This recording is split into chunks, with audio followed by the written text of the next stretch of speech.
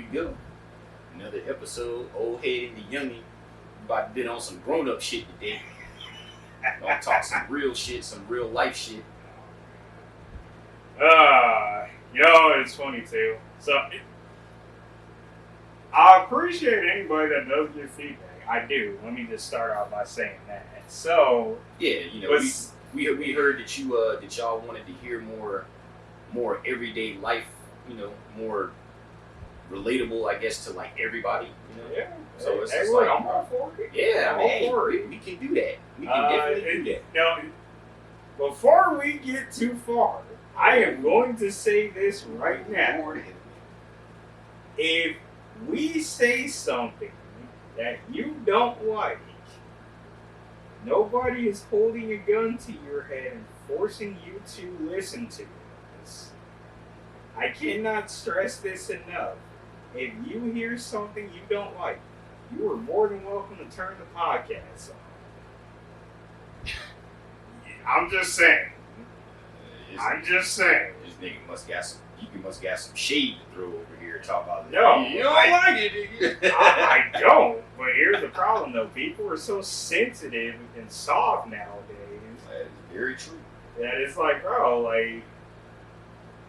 So for one, we're talking about accountability today, which is already going to be a touchy topic. It's always a touchy topic, bro. Like that's especially like you said, in today's world where everybody is sensitive. It's just like holding yourself accountable is hard when you're sensitive because it's like you don't want to feel like you've done something wrong, even when you have done something wrong, and it takes more effort for you to fix it or to acknowledge that than it is to just be like, I didn't do anything and just move on. It's like it takes more work to be accountable, and a lot of people don't want to do that. So I mean, and it happens in every facet of everything: work, relationships, at home, your family life, anything. It's like it's everywhere. I kind of thought, we should kind of separate accountability more so into different areas for this conversation. Sure. In terms of just being accountable for yourself, let me ask you this question.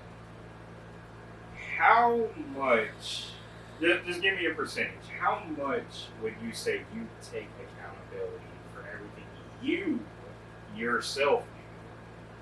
Oh, always. I don't have a problem being wrong. If I do something it ain't right, then I'm just like, fuck, my bad. Like, that's on me. I'd probably say, just off of the top of my head. Now, if you're asking me this now, like today, Eddie, yes. But if you ask me this when I was like 19, then it's more like a 50-50. Okay. I respect that. But now it's like you kind of get to that point where it's just like you kind of have to acknowledge it. I'd probably say for myself, 95% of the time. Just being realistic with myself, I take accountability for everything I do. Yeah, for sure. And that's just me going off the top of my head because I might not be able to recall something. I have to call me. Right. I mean, for me, it's like you have to. I've been real big in the last 7 years or so since I turned 30. Like being big on. If I'm doing something and it's like hindering my growth to an extent, then it's something that I need to acknowledge and I need to fix. Yeah. So if I do something and it's not necessarily 100% right, then it's like I don't have a problem saying that I wasn't right. Like that's I don't care about that. It's just like, if I was wrong, I was wrong. I'm like, I don't expect to be right all the time. Oh yeah. So Well, I mean, it's like, for one, if you think you're right all the time, that's already a red flag right there. Like, you need to do some soul searching right there. So why do you feel about that? About people that never seem to be wrong, or they never like to be wrong? Well, it's like what is the big deal about that? That's your generation, dog. Like, it's kind of always tough, like when we get into the generation thing, because I'm directly in the middle of everybody. So it's like it's already a tough thing to say, like, where would I be placed at with the generation? No, I feel you because I kind of am too. Yeah, so it's like, that's already a tough one. But honestly, I say more so with millennials because technically I am a millennial. I mean, technically I am too. Well, you're definitely a millennial. But I'm more closer to that like that Gen X. Yeah. Because I was born in '86, and it's like, you know, the millennial thing started, I think, in '85. So it's like, you know, I'm pretty much at that point. I say with that generation, comparing them to Gen Z, there are certain things that I see are the same. Like, let's be real here. Nobody wants to take accountability. Like, everybody wants to be right. But millennials, I will say, are a little bit better at being able to admit their faults and not expecting everyone to pander to them. Because, let's be real here, they had to grow up when, hey, the world wasn't so cookie cutter. Right. Like, when I was a kid, we didn't fucking have internet and shit like Oh, that. yeah. Like, we didn't have internet until I was in, like, middle school. You know, it's like, that wasn't a thing. Exactly. But not even just that, though. Like, I will say, like, parenting was a lot better back then. Just because, like, parents were more willing to tell their kids, like, hey, you're in the wrong. Oh, Like, my parents are still like that. Oh, yeah. It's like, exactly. if I'm But it's a fucking up, generational thing. you know, my parents have even from the beginning, my parents have always been. Versus, like, I see some parents, like, my age, and they would not, like, admit that their kid is the problem. Oh, it's always somebody else's fault. Exactly. Always, yeah. And I'm like, bro, like, don't you realize that's going to mess up your kid? Like, hey, I tell everyone, you know what was my biggest fear of, like, getting in trouble with the law and all that when I was younger? Oh God, don't say it. What? No, go ahead. No, what were you going to I'm say? hoping that it's not gonna be what I think it is, but go ahead, say it. I know what Go you ahead and say it, bro. Nah, it was like, because I told you, we both our fathers are military dads. Right. My pops literally told me, if you go to prison, I will personally fly out there, have them unlock that cell, and me and you gonna throw hands. I'm gonna throw you right back in the cell. I mean, well, I guess for me, how it started for me about the jail thing, when I was in, I think it was 7th grade, like, they actually took us on a fucking field trip to the city jail. And, right, and, like, and my, I just read that episode. you know what I'm saying? That was real. Hey, They used to I've do heard. that shit. Hey, So look, they took I us. know those are white kids. They're Oh, gonna be no, like a like, trick to the zoo. They took us to Black kids. This Man. your future. They took us to that damn city jail, and you remember I told you in that time frame, my father was a cop. Oh yeah. So they asked me to ask my dad if he would, like, you know, come on the field trip with us and, like, you know, kind of be one of the chaperones Yeah. or whatever the case may be. So we go, and my dad's sitting there pointing out shit and look like, see, you don't want to end up like that motherfucker right there, like, you know, and I'm like, man.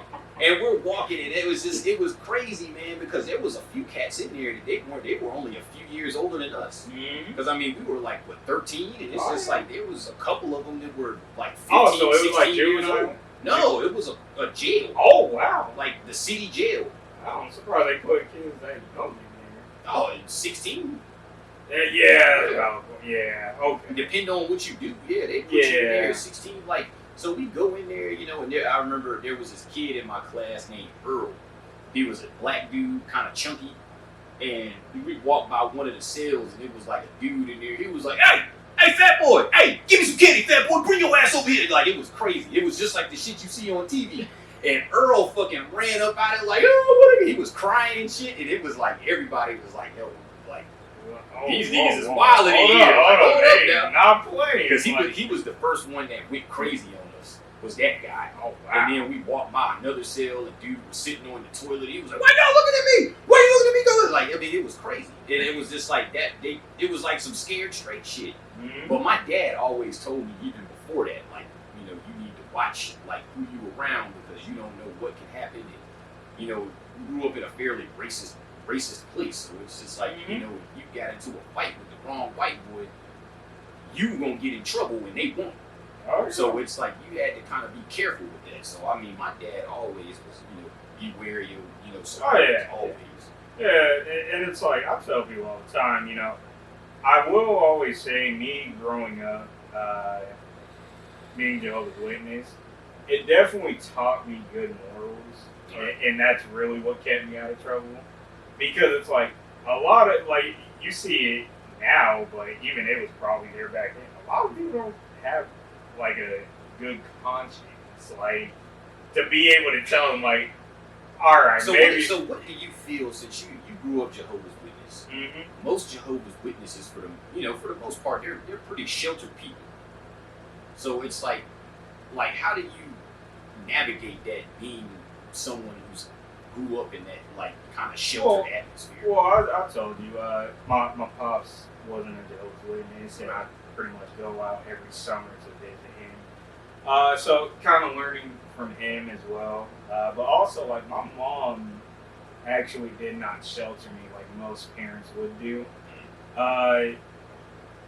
She tried to with certain things, but I think later down the line she kind of realized, you know, maybe I shouldn't do that, because, you know, you do that. Like, I've seen plenty of kids. Like, I tell a lot of the younger kids at the Kingdom Hall, you know, you guys need to keep your friends like in check, because most of the kids I grew up with in the hall don't even go to the hall anymore. Hey, some of them are gay. Oh wow. Yeah, so it's like kind of seeing just how things were going and all that. I will always say I'm glad I wasn't sheltered. I mean, obviously it hurt me in some ways, because it's like there's a lot in the world. Like, heck, even I had to explain to Wes, you know, there's a lot of things you're going to see that you're not going to be used to. My job, you know, as A, being older than you, and two, me kind of considering you like my little brother, I need to prepare you for these things. But the thing is, yeah, does he listen? Not all. I'm like, because young Mr. Davis does do some questionable shit. You know what I'm saying? We're not gonna get into that. Shout to my dog. I fuck with Wes. Like, Wes is a good kid, man. I think I think he'll be fine. And you know, we'll get back to him in a minute, because there's a couple things within this whole, you know, topic that I do want to stress to him. Well, not even just him, just people his age. But now I will say though, I'm forever gonna be grateful for how I grew up. Like, heck, even still practicing the religion, which I'll probably talk about. I'll talk about it now. You know, me and my mom still constantly get into it about certain things. Because, let me ask you a question. How many encounters, other than myself, with Jehovah's Witnesses have you had? Maybe, 3, 4? Okay. Because when people tell me they never met one, I almost think it's crazy, because I'm like, very little. Like, it matters where you're at, but also I'm like, I find it so interesting, because it's like, hey, I just happen to run into them just out of the blue randomly, and problem is, you don't know sometimes. Like, you have to look. Obviously, I know how to spot them sometimes, but even then, it's like, I'll catch them, like, you know, street witnessing and all that. Like, heck, I was going to a Clippers Suns game, and I was talking with some sisters outside the stadium because they were street witnessing. But one thing I 100%, actually, I'll say 99%, you will never see a Jehovah's Witness with a beard. Right. I remember somebody was telling me about that. Mm-hmm. It was just like that you were on some other shit because you had a beard, and it was just like Jehovah's Witness supposed to be clean shaven. So here's the problem. So I tell everyone I have a very bad skin condition. Basically, it's to the point I can't tell where the grain is on my face, so it's hard for me to shave without like getting my skin getting super irritated and bumping up. I want to say I have pseudocuticulitis. I'm not even going to get into all that because that's a lie. No, I know. Yeah, I know you know. You mean in the medical field. Yeah. So I say my dad actually used to have it on his neck right here. Oh yeah, it's like he'd shave and then he'd start breaking out and shit. Like it's terrible. So me and my mom always get into it because she like absolutely hates that I wear a beard. And it's not even just because of the religion. She actually just doesn't like facial hair. But I'm like, hey, me and her actually got into it this week about it. And I told her, look, I understand the reasoning why the rule was made, which back then in the 70s, I forget which war was happening. Probably with the Korean War. I want to say that. It was back when hippies were real big. Yeah. So they typically had beards. It was a way for us to separate ourselves from them. I understand why the rule was made. Problem is, I make it the case, was it really sat there and thought out? Because, hey, not everybody, like, certain things aren't easy for everybody. And two, like, there's so many different cultures and all that a lot of people don't understand, hey, this black brother might not be able to shave as easily as this white brother. So I don't like that wasn't, or it could have been, but I still don't agree with that wasn't thought of. Right, that would be like the same thing as telling like people that they gotta wear their hair a certain way. It's like if you gotta wear your hair cut this way, but you got this cat over here that doesn't have hair like that, or they may be losing their hair. It's like he got a bald head, but it's like he don't have the bald head, but it's like you want this person to have his hair like that. And you know, we get into this whole thing, like you don't want to stumble your fellow brother or sister. And it's like, I was telling my mom the other day, like, it's not my intention to stumble anybody. If I happen to, I do apologize for it, because, I do feel bad. Well, it's like, I say this all the time, like, if you could, how can I put this? If you have an issue that you were just tired of dealing with, health-wise, and there was a gray area to where you can fix it, it's not right or wrong, but it fixes the problem, wouldn't you do it? Right. That's understandable. So I told her, it's not my intention to stumble anybody. I do apologize for it, but I feel I have to do what's best for me at this point. Right. I even told her, if literally I could just get up on stage at the hall and just have everybody tell me how they feel, I feel perfectly fine doing it because I'm not scared to have that tough conversation. I actually encourage any brother or sister to ask me, why do you do this? Because, I mean, personally, I know you're not going to agree. I know you're not, but I want you to understand where I'm coming from, because there are some brothers that just want to have a beard, and that's their business. I'm not going to say whether I agree or not, but that's their business. It's like, I mean, at the end of the day, I'm not a witness, so it's like, for me, that shit sounds silly. I'm just like, it's a beard. It's your face. If you want to wear it, that shouldn't matter about who you practice to pray to.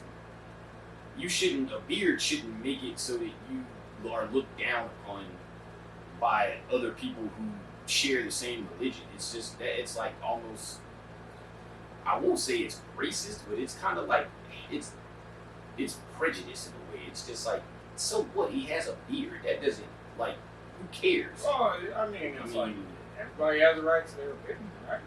Yeah. And that's kind of where I leave it at. Me, I've always felt like I was a black sheep, growing up Jehovah's Witness, because I wasn't sheltered, and, that's kind of what labeled me as different.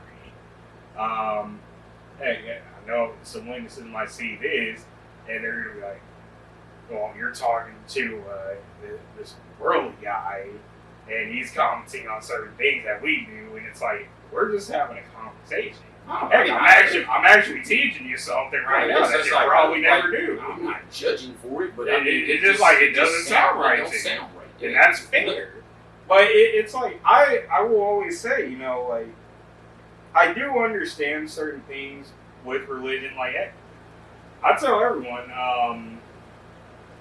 Muslims are probably one of the few religions I have a lot of respect for because they're kind of similar to Jehovah's Witnesses in terms of, you know, practicing their beliefs like fully. Like there's no half-heartedness in it. They practice whatever they believe to the fullest. So I have a deep respect for that. Obviously, there's going to be certain things I don't agree with. Even in the Quran, like I've read a little bit of it, there are certain things, like I understand why they do certain things the way they do. I may not agree, but I understand it. But, you know, going back to the whole beard thing, you know, me taking accountability, I mean, if anybody ever wants to talk to me about it, you know, in which I welcome, like I said, I will take the accountability and saying, like, look, I apologize if I'm stumbling you, but this is where I'm coming from. I just want you to understand this. You don't have to agree with me. Right. I'm not trying to force you to agree with it or accept it. I just want you to understand where I'm coming from. Like, you know, and then you can use this statement in any facet. It's just like just because you don't agree with something doesn't mean it's wrong. You know, it's just like, okay, I don't agree with it, but that doesn't mean that you're wrong. You know, it's like, yeah, you know, I mean, that's life at the end of the day. sure. Yeah, so, you know. The only thing I can say is that people that do take that statement and they try to turn it and they make it into like a double standard, where it's like they want you to look at what they're saying because you don't agree with it, then that doesn't mean that they're wrong. But if they don't agree with what you're saying, then you're still wrong. Oh, and it's just like that to me is like that doesn't make sense. Well, one thing I have kind of learned as I've gotten older, especially being a Jehovah's Witness, you know, when I do preach to people or, you know, talk about, you know, the truth and all that, I feel they kind of respect it more when you're at least a little bit more relatable to them. Yeah, that's another thing that goes into the whole not agreeing with it, but not wrong. It's just like at some level, it's like you have to be able to relate to what they're saying because and that's where the common ground comes into play. Or you know, take this is another touchy topic.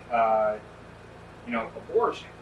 Right. When that whole thing was going on with Roe v. Wade, you know, that was a tough conversation that, you know, I was willing to have, but it just people weren't accepting to what I had to say all the time. I mean, I looked at that as a simple thing. It's just like it's up to the person. Exactly. It's just like if I told them, you know, if you want to do it, do it. And I told them, I'm not one to sit here and scold anybody, judge anybody for their decision. If you want to do it, that's your business. Right. Now, you asking me, do I agree if abortions are okay?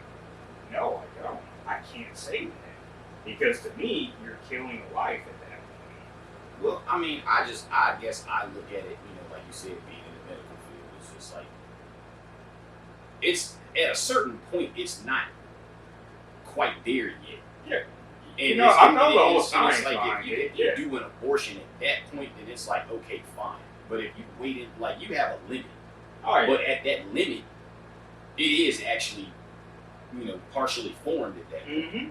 So when you wait until that point to do it, yeah, I got an issue with that. Oh, yeah. But if you find out you're pregnant and then you go and do, you know, an abortion like a week after, that, I mean, especially if you're only a few weeks along, it's like, okay, I'm not gonna say that you're wrong, because it's like if you're not ready for that and you're doing what's best for yourself, oh, yeah. I'm not gonna judge you. Oh, yeah. You know, but if you wait until it's that late, then it's like, what were you thinking about even the whole time? The problem I do have with some that do get them is like when they're like just sleeping around with a bunch of dudes constantly. That I don't agree with. That's where Yeah, when I really start having a problem, because it's like you're not taking accountability. At that point, no.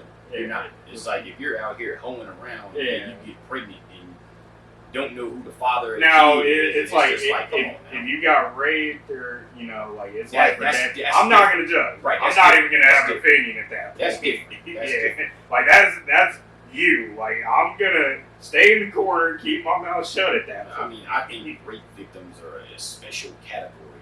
It's like if you get pregnant and you were raped in the process, that like I'm not gonna look at you no kind of way if you want to get an abortion, because that baby was not,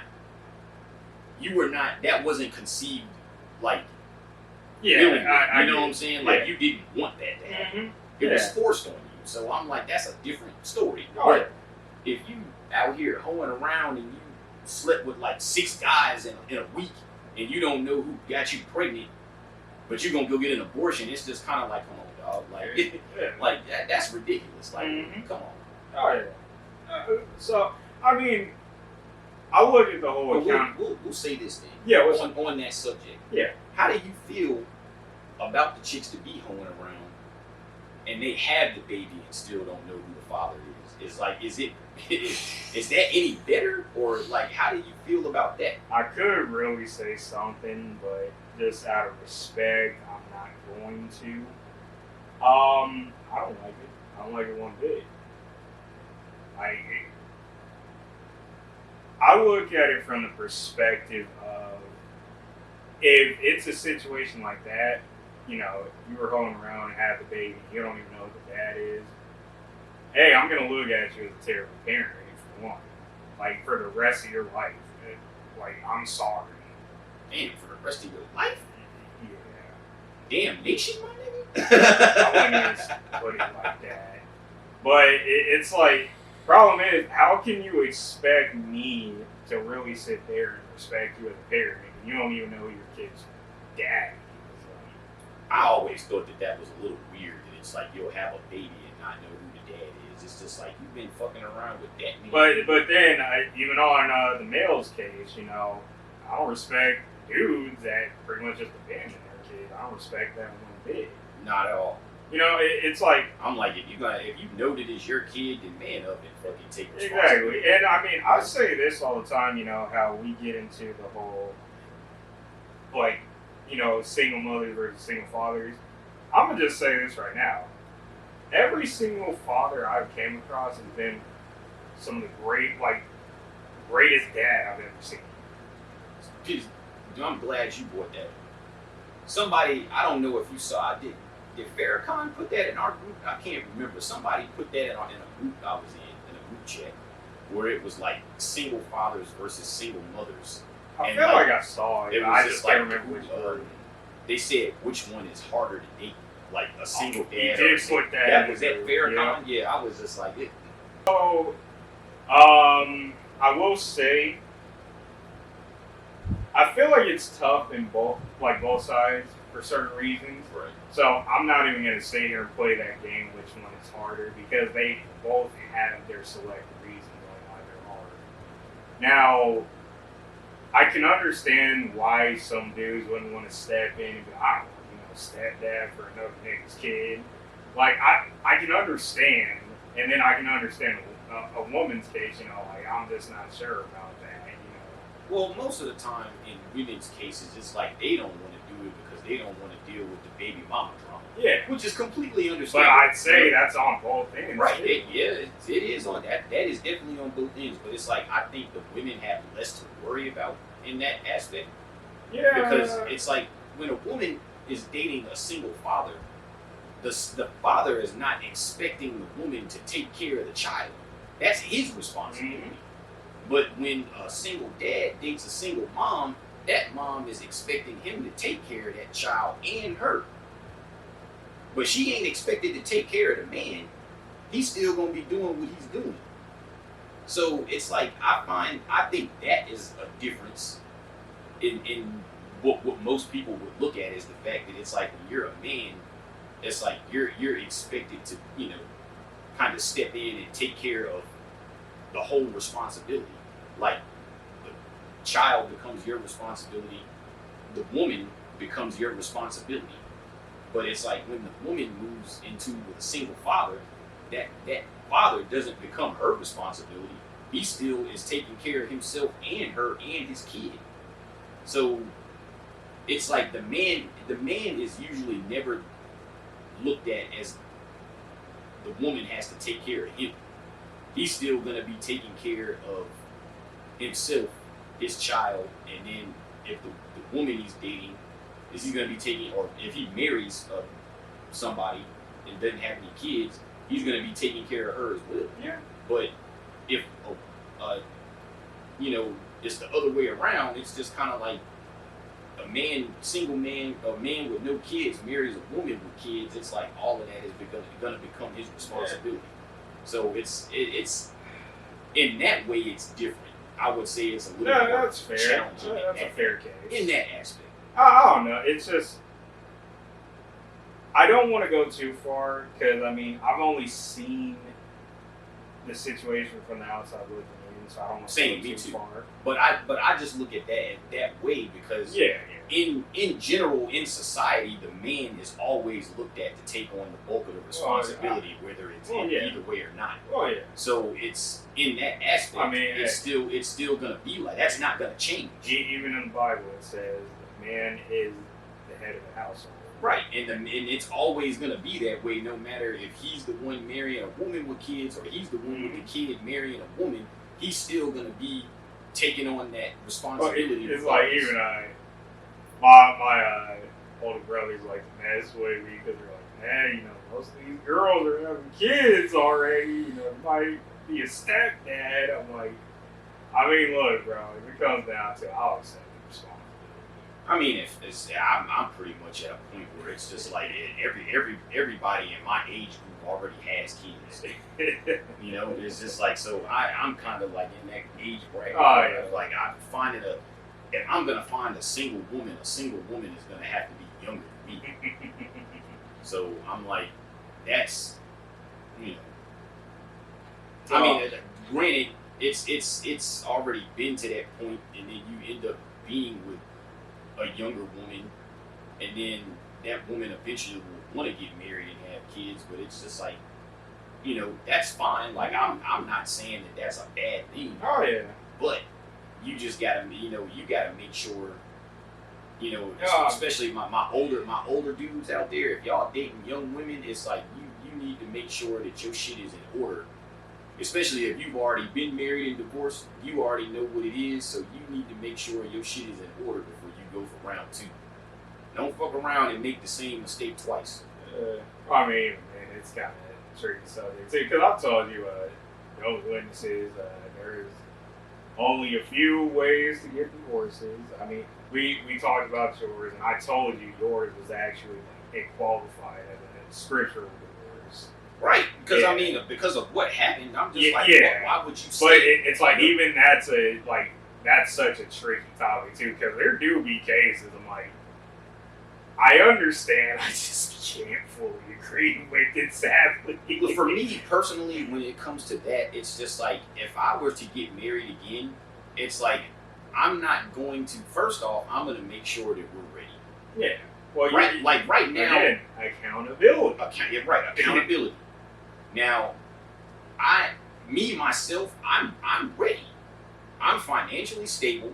I got my own house. All right. I'm good. Like theoretically, I'm okay. And speaking of finances, that's a good segue. Me being 26 right now. Right. I got asked the other day, like, was I dating? Was I thinking about marriage and all that? I'm like, not yet, because financially I'm not ready. I'm still staying at home with moms. Obviously I'm to a point now where moms might have to live with me pretty much for the rest of their life. And I mean, I'm kind of taking that into my goal is, obviously once this whole marketing and all that starts, like, I know I want to get a bigger house. That's when I'm like, okay, I need to get that next house. But I just always say, until I feel I'm financially able to not only just take care of myself, but somebody else, I don't need to be thinking about that. Well, see, that's the thing. Like me, I've, obviously thought about it. But it's like for me, I would be okay doing it financially, but it's like I want to make sure everything else is in check. Mhm. It's like, especially if we're gonna get married and have kids, it's like we need to be on the same page. Oh yeah. Oh, you got Like, to. you know, we can't have, because like it's like my boy Cam explained to me. He was just like, when you're looking to get married, he was like, you want a partner, not a responsibility. Oh yeah. Because if you're gonna have children, you need a partner that's gonna help you raise those children. You don't need a partner that's basically gonna be another one of the kids. It's just gonna be another responsibility. Mm-hmm. It's like you need to have one that's gonna be on par with you. It's gonna y'all are gonna be a team to raise these kids together. Oh yeah. And that made a lot of sense. And it's like I look at my first marriage or my only marriage. I have never got married again. But you know, when I got married, like we were young. Both of us were, you know, pretty immature. We weren't ready. Looking back at it now, we were not ready. And I mean, at the time, it seemed like the right thing to do. But it's just like looking back at it now, we weren't fucking ready for that. Like we were kids. Like I was 21 years old. She was 19. It was like we had dated for the long time before. We dated for like 6 years before.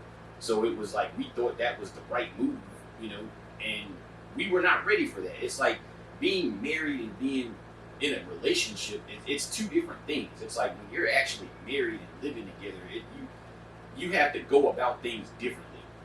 You can't just argue and fight over everything. It's like your conflict resolution has to be on point because you're living in a house with this person. So unless you want that household to be fucking World War III, your shit need to be on point. Like you need to be, again, what you said, accountability. If some shit is said or done that makes the other feel some kind of way, take accountability for it, sit down like a grown-up and fix it. Because if you don't, you're just gonna argue about the same shit all the time, and you're never gonna get anywhere. I've been there and done that, so I know I get how that works. But it's like a lot of people don't get that now. It's like they just, like you said, they always want to be right. And it's like when you always want to be right, there is no accountability. So it's like all you're gonna do is keep doing the same song and dance, and it's just like when you're gonna get married, you need to get past that first. And you know, going more into the financial stuff, you know, like there is a lot of people that do not like. I'll be the first to tell you, like, I'm not the best with money. I know I don't spend it wisely, and I fully admit that. But there'll be some people, I'm like, some people do be on some shit. You sure that was a good idea? Because I'm just like, how the hell, like, a person, like, in your situation, you live with your peoples. It's like, how you live with your peoples, you got a full-time job, but you always broke. It's like, I'm not talking about you personally, I'm talking about, like, people like that. I'm like, you don't pay no bills, but you always broke. It's like, where are you spending your money? Like, how do you live in your parents' house and not have to pay for shit, but you're always broke? You don't have a car note. You don't pay your car insurance because your mom and dad do it for you. So it's like, what bills do you really have to be broke all the time? And I'm like, you see these cats at the car meets and shit, live at home with their parents, and they got, like, all this shit tied up in their car, but they're always broke. And it's like, okay, you doing all of this shit with your car, but what else are you spending your money on? The fact that you're broke all the time. It's like, that's crazy to me. It's like, man. Especially when you work a full-time job, it's like, damn, bro. Like, it is crazy too, because like I'll be telling people, like, bro, not only do I do my 9 to 5, like I try to detail on the side to make extra money. I'm trying to get us to a point to where we start making money off of eating this stuff. So it's like I'm always like trying to do something. You feel me? Like, I mean, I look at that like it's the same thing about fucking grown ass people that are mad because they have to pay bills. Like, that shit drives me insane. When you hear people mad because, oh, damn, I gotta fucking pay bills and I can't do this because I got bills to pay. Motherfucker, we all have bills to pay. Like, I don't understand like why that's an issue for an adult to have to pay bills. Oh, it's like, You you know? know what? I will say the only time I would never argue with some of these taxes we gotta pay.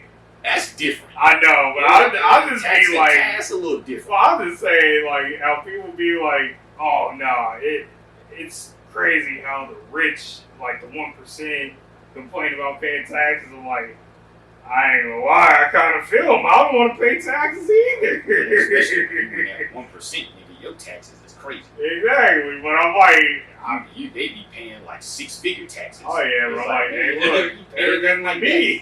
Right. Nah, but I totally feel you though. Or it's like, just the, constant complaining. I'm broke. Get a job. Man, I don't want to work a 9 to 5. And I'm like, then how are you gonna complain about being broke? But I mean, that's to me, that is kind of crazy that they do that. But at the same time, the ones that actually have a full-time job and still complain about being broke, it's like, dog, like, what are you spending your money on, bro? Like, I mean, living well beyond your means. yeah, that's the thing. You want to keep up with the Joneses and you want to live beyond your means. That's not anyone else's fault but yours. Yeah. I'm like, because I fucking paid, like, when we'll talk about this, I'm just like, dude, like, you're sitting here talking about you, bro. I'm like, bro, I have to pay all my bills. Like, I pay a mortgage, I pay all my utilities, I pay my internet, I pay my car insurance, I pay all of that shit. I'm just like, what, you might pay what, your phone bill? And that's it? Like, how the hell are you broke?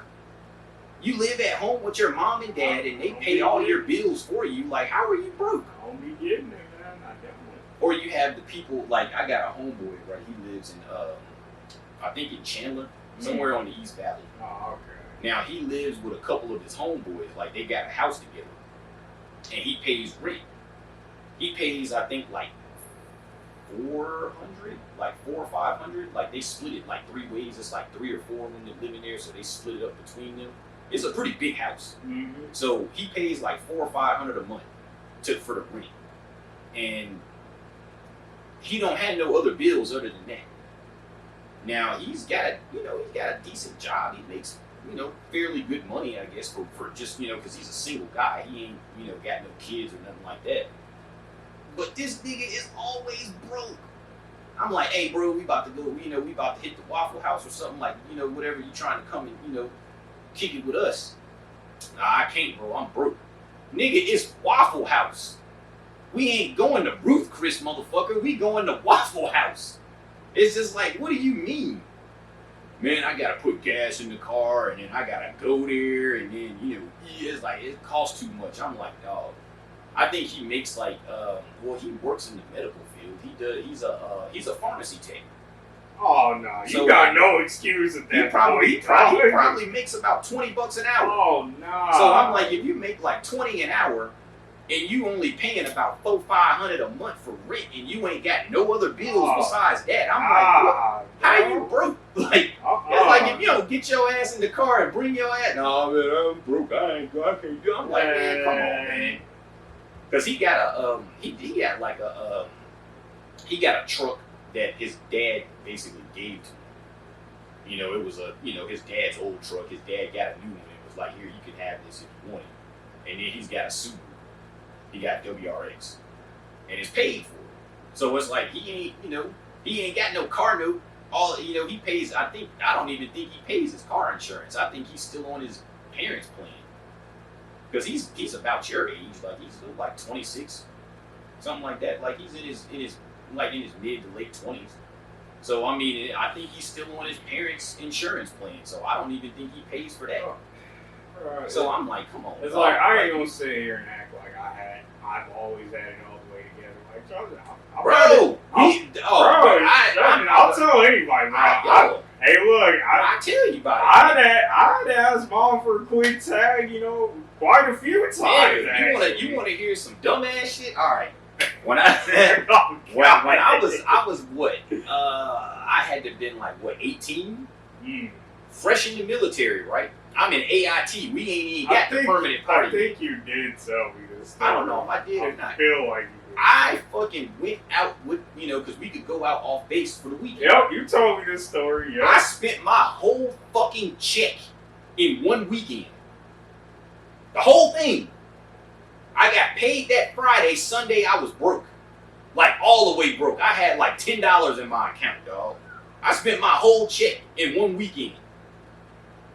And I was like, what in the fuck did I do? Keeping up with the fucking Joneses. Because I was only, E2? My homeboys in my class or whatever, they came in. One of them was prior service. The other one had some college. So they were all E3s and E4s. So they made more money than me.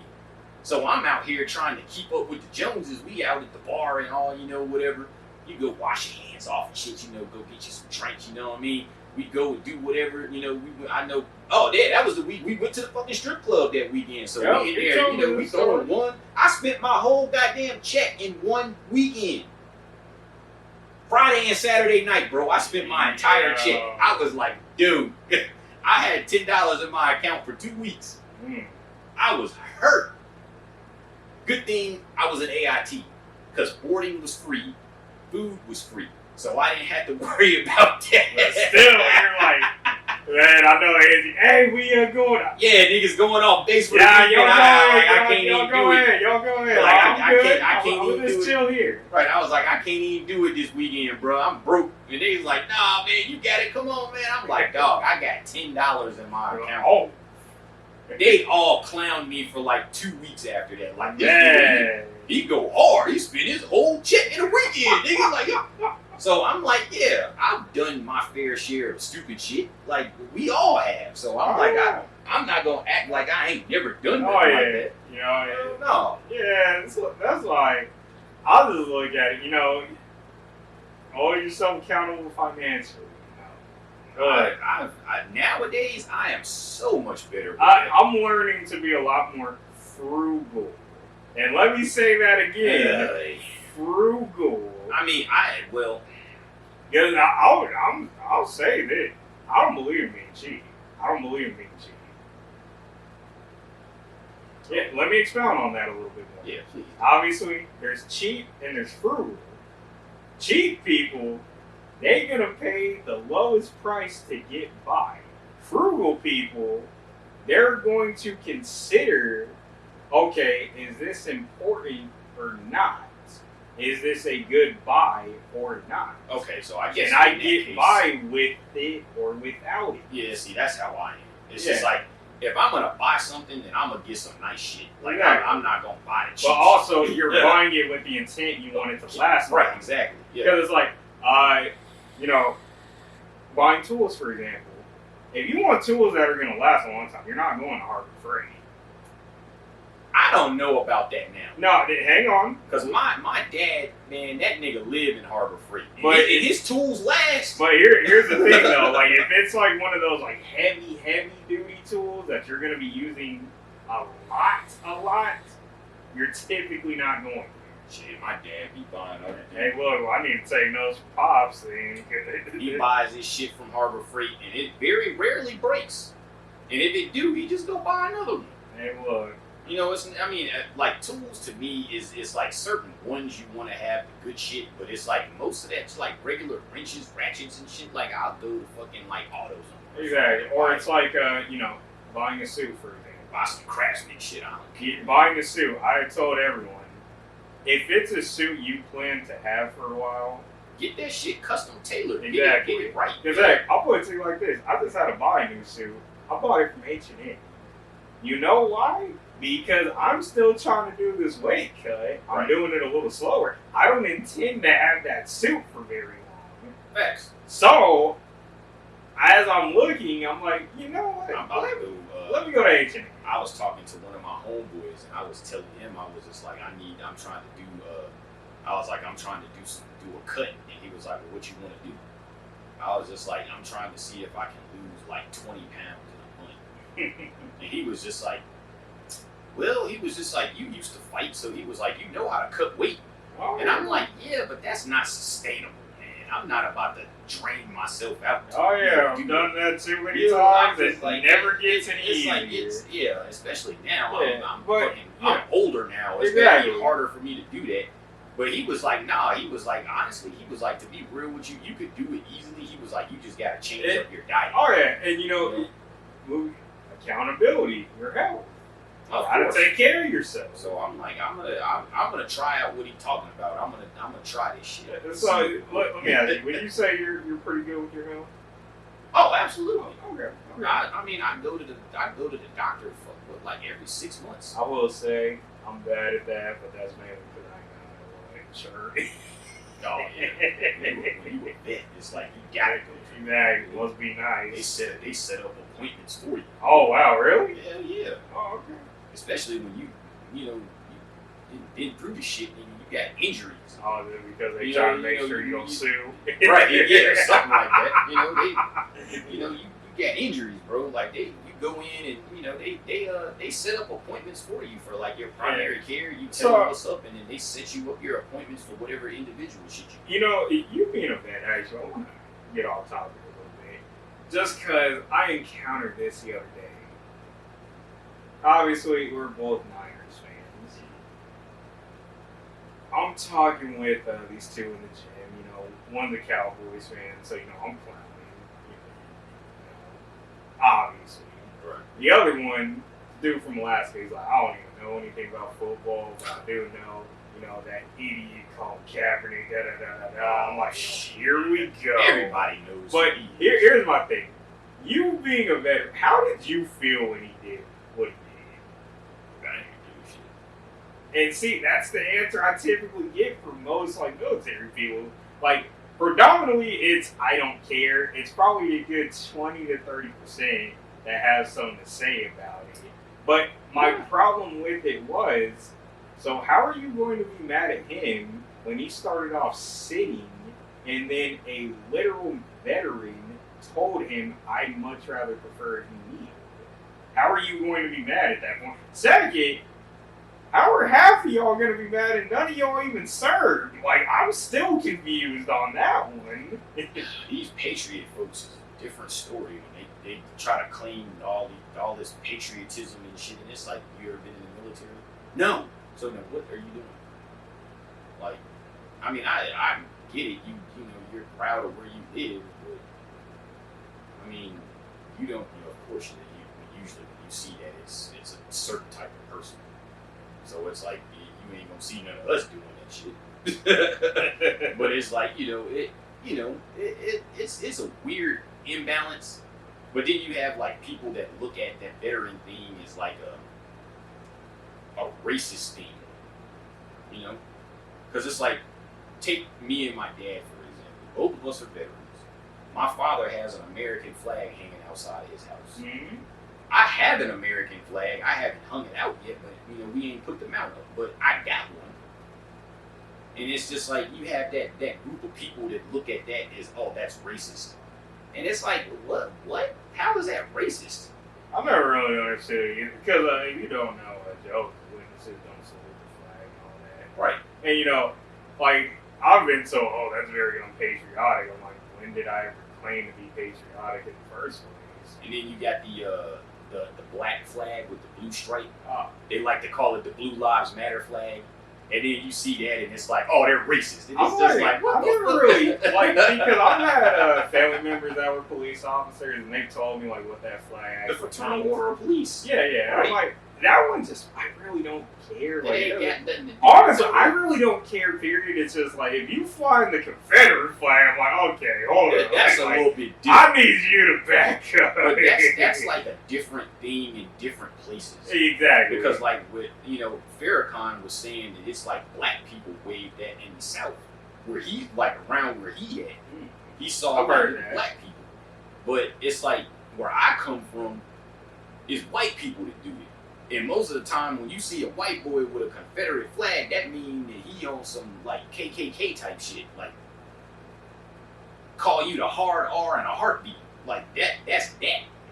So it's I guess it just kind of depends on where you are.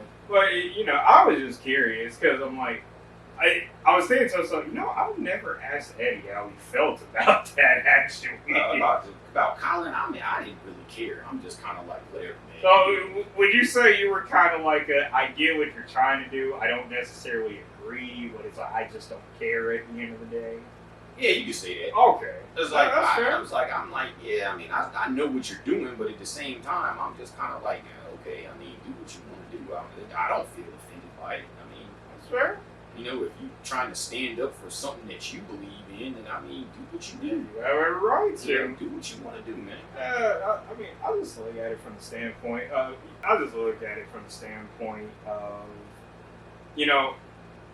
obviously we see the whole racial tension and all of that.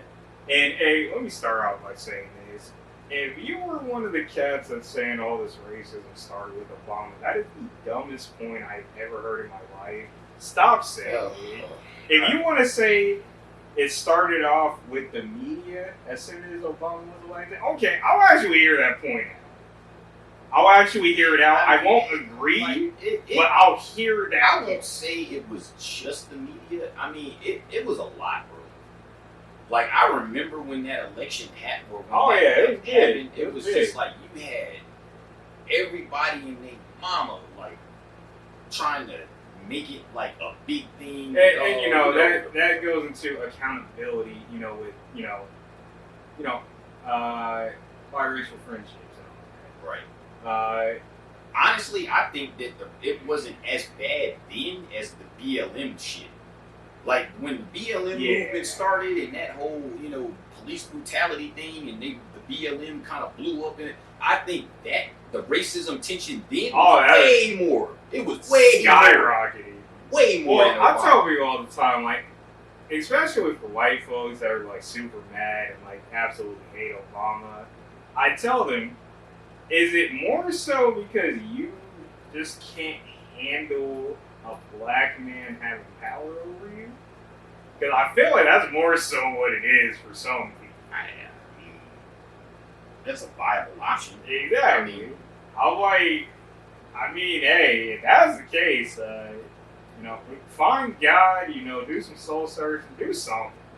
That's all I'm saying.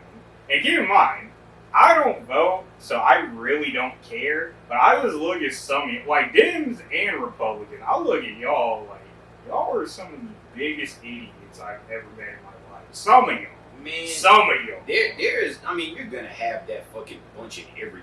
Yeah. There is always gonna be that bunch of idiots that like take shit too far. Because I just look at politics like, hey, I just hate it so much because literally it is all a ploy to just spread hate amongst the people. Well, I mean, that's how me being religious and all that. That's how you keep the masses weak. You keep them separated. But me being religious too.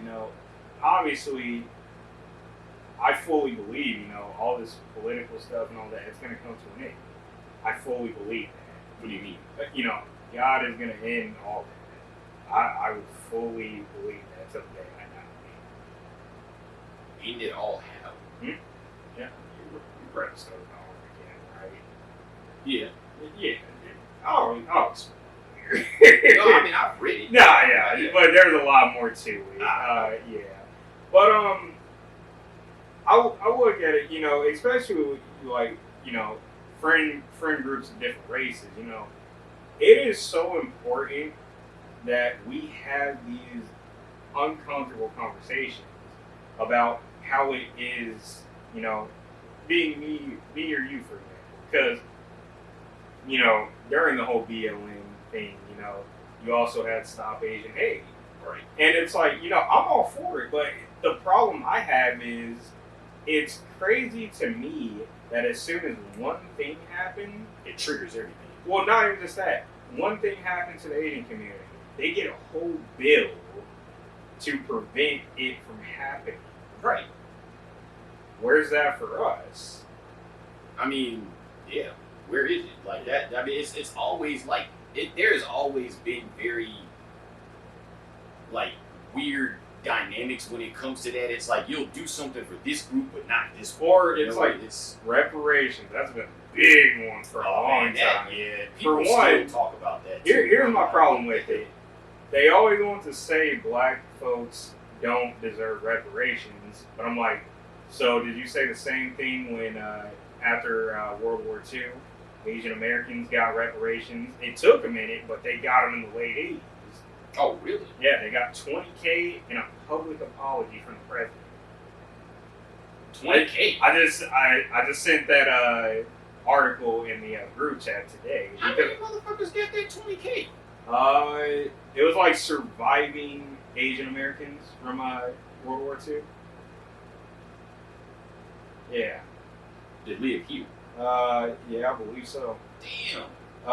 Yeah, I didn't even know that till today, which is great. I had heard that, like how they talk about, races having to migrate. And I've always said African Americans never got a fair shake. Like, they just never did. As far as what? Like, telling us to migrate, basically, after slavery, Jim Crow. We were just expected to just fit in. They told all to go north, but a lot of people didn't. That is true. They don't know where but to. it was just as bad, too. Yeah, because they just kind of let them loose and was just like, figure it out. Yeah, and that's my point. They didn't say go this way. They just figure it out. So I say reparation is important because of that. B, the second we try to get things together, like black towns such as Tulsa, Oklahoma, right? And do your research, because clearly a lot of y'all don't know that event. Literally, Black Wall Street. Yeah. It got burned down. The It's money like that should a lot have. of people don't like to fucking be real about Tulsa either. Exactly. Because it's just like Because it was literally thriving. But it's like they talk about that, the positives, but they don't talk about the negatives. Exactly. Like, they sit there and they want to throw shade at like the white people for having slaves, but you do know that the black folks in Tulsa had slaves. Really? Yes. I never heard that. Interesting. That shit in Django talking about a black slaver, that shit is real. There was black people I that had had slaves. heard that. I just didn't Yes. know it was in Tulsa. Yes, because Yeah. Tulsa was the black capital back then. That was where all of the black people with money, that was where they all lived. Those black people that had money, they had slaves that were also black. And it was just kind of like, nobody ever talks about that. And I'm like, I think that that's just as fucked up. Oh, it's yeah. like, you going to enslave your own people? Now, this is just an honest question. Was it more so a technically you are our property, or we're not like beating on you and all that?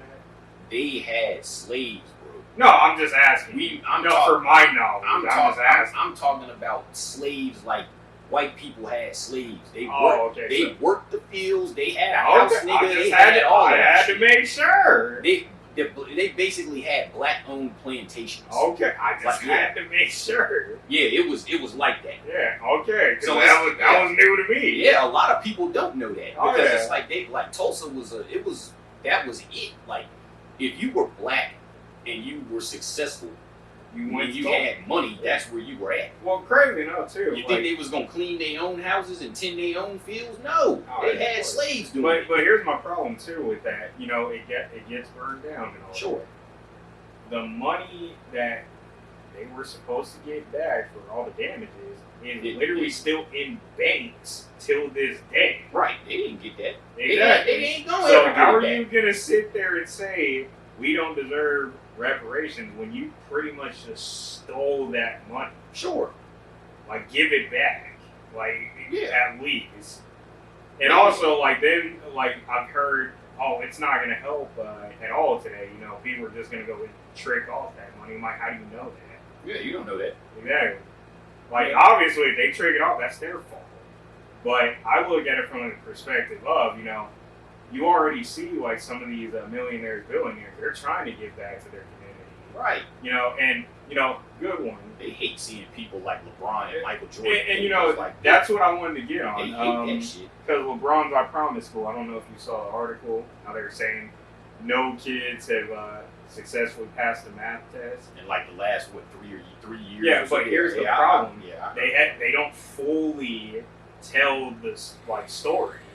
For one, test scores have been down since the pandemic. You need to explain that. Two, you know who goes to that school, right? Kids that come from, terrible areas. actually, you know that's a private school. And that's what I'm getting to. It's for kids that come from terrible areas and kids that also have learning disabilities. It's strictly for kids like that. Like inner city kids. Yeah, not a lot of people realize that. Well, yeah, I'm sure it's you for. ain't build that school for white kids. Exactly. So, like, how are you gonna fault like LeBron when literally he's trying to help kids that not only come from terrible situations like that, but have learning disabilities? I don't understand why they blame LeBron. It- LeBron ain't the teachers. Exactly. LeBron is in LA. Either. School Like, is he's in just Ohio, funding bro. the school, Right. bro. The school is in Cleveland, dog. Like, exactly. or Akron is which one? Yeah, Is it Akron? It's in Akron. So the school is in Ohio.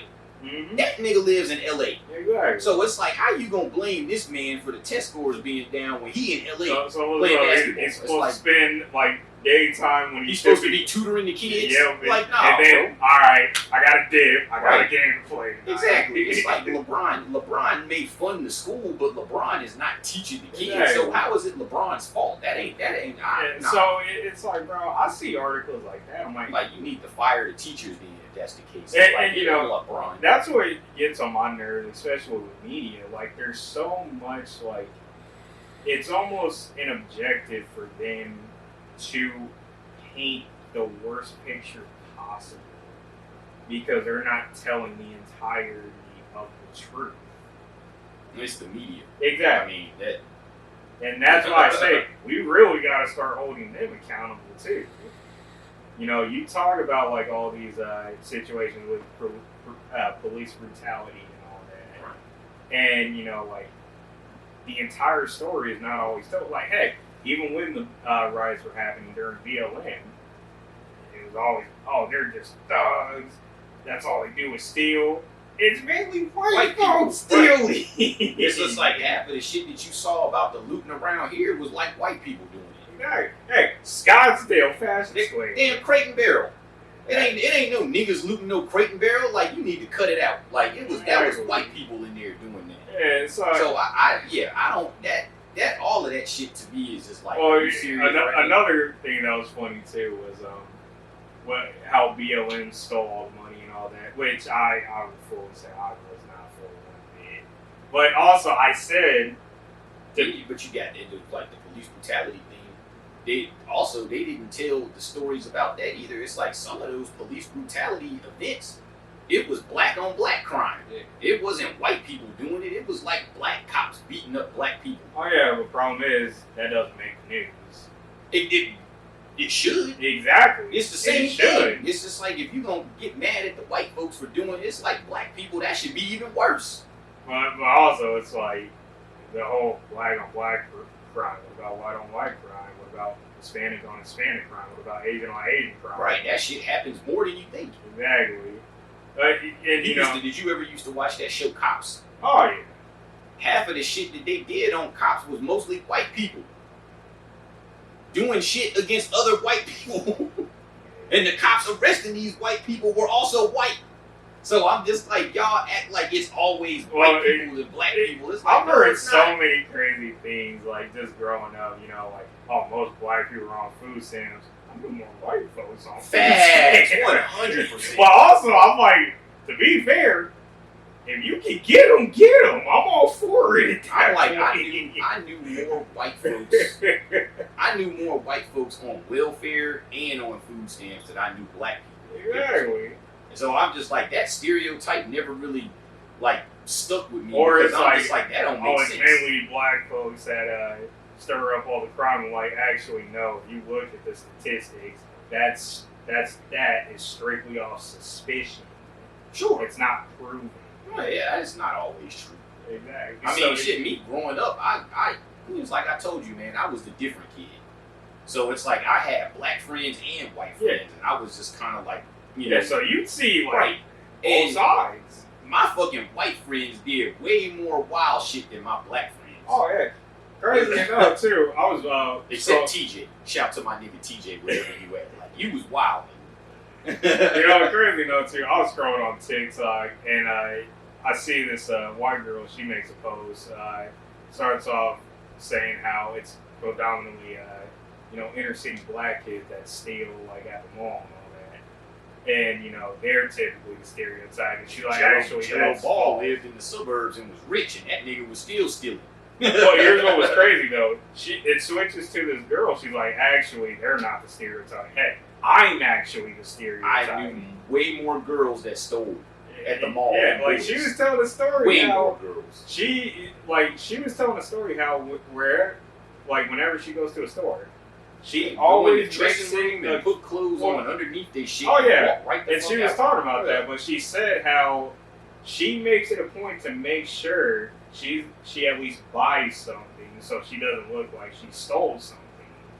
Yeah, and she said she did it one time with a group of girls that she met at her new school. They're like, they walk out, they're like, hey, can we see your bag real quick? And just start piling it up with stuff they stole. I'm like, bro, what? Like, crazy. That's wild. Yeah, so, and hey, I've never stolen anything in my life. So I remember even at work, this old lady caught off, try to steal her laundry detergent. I was baffled because I'm like, out of everything, why am I going to want to steal your laundry detergent? 2, I don't use powder, my nigga. I use liquid. I'm like, that nigga can't wash his clothes. So I was like checking it out because I'm like, bro, like. Well, at least she thought you had a washing machine to use the shit on. I mean, yeah, that's what I'm like. I need some kind of credit. but at the same time, though, bro, like, come on. Yeah, I'm a liquid guy myself. I use liquid. See, exactly. I don't use powder. The only powder I use in my laundry is OxyClean. I'm just like, when it comes to detergent, I always get the liquid stuff. Said you was gonna steal her laundry detergent. That's a new one. Oh, baffled, my boy. Hey man, I guess she thought you didn't have no, you gotta go to the laundromat, nigga. You need some detergent. Oh, baffled. Like, I ain't gonna lie to you. It's like, did you? I still get irritated about it, and that happened like well over 6 years ago. It's time to let that go, bro. Oh, no. Hey, look. The lady that thought I was going to steal your laundry detergent, let me catch you in the streets. We want to have some words. I'm joking. She was white. Oh, you ain't beating up no white woman. That's of course. Like, nigga, don't do that. That's 5 to 10. What are you talking about? That's life at this point. Your ass gonna be under the jail. When you getting out, Mac, February 31st. Done. It's a wrap. Yeah. Oh, no, man. But you can't say nothing to them, though. They not gonna take accountability for that. I didn't say anything. You ain't had to say. Even a better one. When white people walk by a black dude and they grab their shit like they scared. I've had people do that to me. I ain't gonna lie, bro. I'm just like, one time I snapped on a lady for that. She gonna walk by me and move her purse over here like she thought I was gonna try to snatch her shit. I was just like, bitch, I don't want your purse. And she turned around and looked at me with that like, I can't believe you just said that. I'm just like, nah, I'm just like, and then her husband was like, excuse me? And I was just like, you heard what I said. And I was just like, y'all gonna walk by me and she gonna move her shit like I'm trying to snatch her purse. I won't even looking at her. I'm just like, all I saw was her move, and then that's when I kind of looked like, what, why you moving like that next to me? And she trying to move her shit away from me like I'm about to steal it. I'm like, I don't need your shit. Like, do I look like I need to steal your purse? And this was back when I was a hothead, so that was just like that. That shit pissed me off. I was like, wait, hold up, nigga. Yeah, even now, like when I see like a group of anybody, honestly. Somebody do that shit. Nah, now, like I just how laugh. they'll see a group of black kids, around their car as they're parking, Right. rock it like 5 times. I do it now. I don't care who it is now. I do it. Like shit. That's like usually when I pull up somewhere, if I don't turn my car off, nigga, my doors is already locked. I got them auto I'll locks. see. So I'm just like it don't unlock until I take the key. Oh, out. yeah. But even another one too, because we didn't get to chat about it on the recent Kicks episode, affirmative action. I had made a case to somebody. They probably should have left it. What do you mean? So they took it away because some Asian kid was upset because he couldn't get into certain Ivy League schools he was applying for. Here's the problem. One school he was trying to get into was Berkeley, which apparently has a 40% average of Asian students. So it's problem. exactly. So everybody's like, bro, you didn't get in because you couldn't score. I was about to say, was his test scores right? Yeah, and So somebody had to tell him, bro, you just didn't get in because you didn't separate yourself from everybody else. You were considered boring and short. And I said, it's kind of dumb to take that way because let's be real here. That was the last crutch that anybody had if they didn't get in. Now, if you don't get in, you weren't good enough. You can't blame it on anything else other than yourself. Right. So now, I'm looking at some of these parents, the ones that don't buy their kids way in, which they should have really focused on that. Yeah, I think that's a bigger problem. Exactly. Especially when it comes to Ivy League schools. Exactly. Most of those kids come from families. Exactly. But we'll get into that another time. Oh, shit. Yeah. To some of these parents, your kids are going to these Ivy League schools. I'm telling you right now, it is your responsibility now to explain to your kid when they ask why they didn't get in, they weren't good enough. You need to be able to tell them that.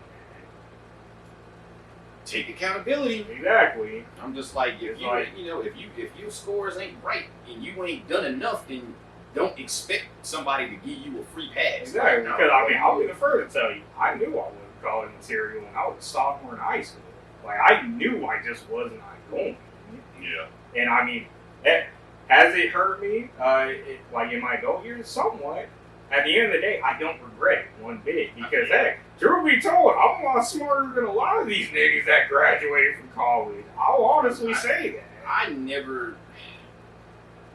To me, it's like my parents had college degrees. Oh yeah. They went back to college when I was Hey, respect too. I think I was in middle school when they finally went back because Mm-hmm. they met in college. Then my mom got pregnant with me. Yep. So they stopped. Dad went in the military. Then my mom tried to go back when I was around 6. Just didn't have the time. She got pregnant with my sister. Oh. So then when she got pregnant with my sister, she dropped out again. Mm. And then she ended up going back when I was about 12 and my sister was 6. And then her and my dad both went back. Because at the time, she's 6, I'm 12. We're old enough that we can stay at home for a few hours by ourselves and we'll be fine. Oh, yeah. So that was when they went back to college. Yeah. So, I remember when I was younger, my grandmother, RIP too, she went back to college. And, literally taking me with her to classes. Yeah. And, I went with my mom. Oh, classes, yeah. And, she couldn't find a babysitter. I was sitting right there in the back of the class. Hey, I'll tell anybody, that's what you want to do. I'm all for it. I knew it wasn't for me. Now, at the end of the day, I don't fault anybody. I don't point the finger about, why I couldn't go to college and all that. I don't point at anybody Honestly, other than myself. I could have went, but I knew at that age coming out of high school that I wasn't mature enough to handle it. I feel it. I would have went to college and I would have been wilding the fuck out, and I know that. So I was just like, Yeah. I went in the military and I was still wilding the fuck well, out. But I will say this too. I had more structure. Yeah, I will say this too. I don't like the cats that like to have that elitist mentality because they that's kind of and try to scold me about it because you do realize half of y'all I know how to do just as much as you do, if not more, right? I didn't go back to college until I was 30. Oh, yeah. Well, crazy enough too, it typically, like the ones that try to scold me about it, they have some of the stupidest degrees ever. They can't even get a job in that field. See, that was always me. It's just like, if I'm gonna go to college, I'm gonna get a degree that I can use. That my parents taught me that early. They're like, if you're gonna go to college, oh, that's another. Go to college. You gotta teach it. Yeah, get a degree that you can act that's gonna translate. Oh yeah. So it's like I already knew ahead of time. It's like, if I'm gonna go, I gotta do something that's that I can use. Oh yeah, because even I was when I last saw my nieces and nephews, I was telling them like, bro, you can't be getting stupid degrees because, like, say you get an art degree, you already needed to somewhat be in that industry before you even started studying for your degree. Yeah. From what I've seen from people, and you know, a lot of people in that field don't even have a degree in art. They might have it in something else, or they don't have one at all. Graphic design or something like that. You know, not an artist. Like, shout out to my boy AP, man. AP, me and him known each other since we were like 15. I still talk to him on a pretty regular basis. That's my dog. He is still to this day one of the coldest cats with a pen that I've ever seen. Like, this dude he is unbelievable. Like, he can draw anything you ask him to, and he's proficient with it. And he always wanted to go to like an art school or something like that, and he never got the chance to do it. But I mean, let's go ahead and wrap this up. Final thoughts on accountability. What do you mean? Final thoughts? Anything you want to say to the listeners?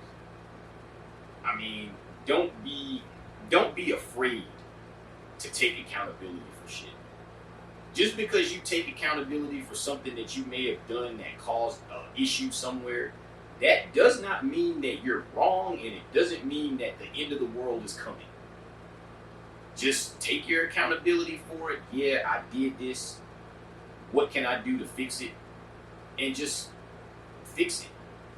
You know what it is, and you know what you need to do, then just do that. It's like, don't make it a big thing, because it doesn't have to be. It's not the end of the world. I like that. We're gonna end off with that. Hey, look, it's been real. Old head, the youngin', we out.